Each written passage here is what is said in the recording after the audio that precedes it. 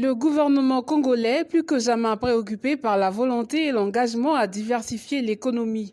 Et la création des zones économiques spéciales est une des ficelles qu'il compte à secouer pour y aboutir. En témoigne justement la signature des contrats de développement de ces zones mardi 4 octobre 2022 à Brazzaville avec la société Eurowise, sous l'impulsion du Premier ministre Anatole Collinet Makosso. Les textes ont été paraphés d'un côté par le président directeur général du groupe émirati Eurowise, puis du côté congolais par les ministres de la coopération et du partenariat public-privé, des comptes et du portefeuille public, ainsi que celui des zones économiques spéciales.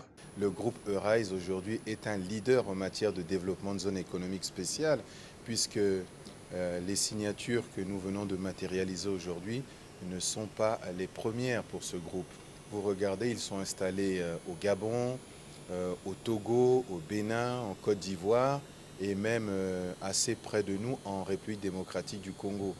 Donc c'est pour dire que ce groupe a la technicité, le savoir-faire et la surface financière qu'il faut pour pouvoir développer ces zones économiques spéciales. Je voudrais d'abord remercier le ministre Denis Christelle Sassou Nguesso en charge donc de la coopération internationale et donc de toute la partie économique pour avoir donc trouvé des partenaires qui soient des partenaires sérieux, des partenaires d'envergure et qui ont une renommée internationale et qui aujourd'hui sont à nos côtés pour développer de façon tout à fait concrète, en moins de 14 mois, la zone économique et spéciale 2.0. Mais concrètement, que prévoit ce partenariat?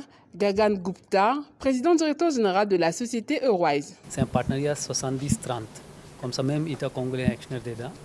Deuxième point, qui normalement nous prévoit qui commence le travail dans la prochaine 45 jours, avec les premières phases terminées fin de prochaine année. Notre objectif, même tant que nous commençons les travaux d'aménagement, nous déjà appelons les autres investisseurs pour venir installer plusieurs usines. Nous espérons ici, fin de prochaine année, comme on arrivera à regarder, plusieurs usines sont déjà dans la phase de production. Petit rappel tout de même, une zone économique spéciale est un espace géographique dédié au développement d'activités économiques.